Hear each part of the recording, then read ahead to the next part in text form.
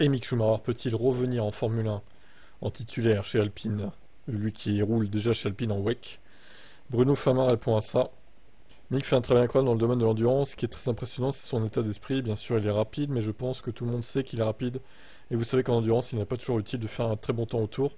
Tu as la BOP en haut et que tu dois faire un peu attention à la performance. Il ne s'agit pas d'évaluer la performance pure du pilote, mais là où Mickey était vraiment incroyable, c'est dans son adaptation à l'état d'esprit de l'endurance.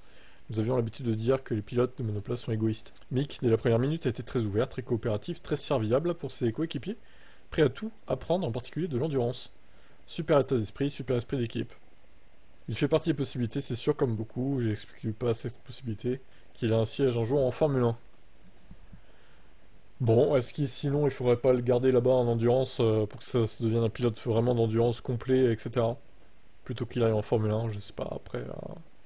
Qu'est-ce qu'il vaudrait dans une équipe meilleure que ce que c'était As à l'époque, c'est sûr. J'aimerais bien savoir aussi, mais bon. Déjà, il faudrait qu'un des deux chez Alpine parte. Ce qui est pas non plus dit, hein. C'est pas sûr non plus que Gasly ou Ocon partent de chez Alpine, mais bon. À voir. Quel est votre avis, vous?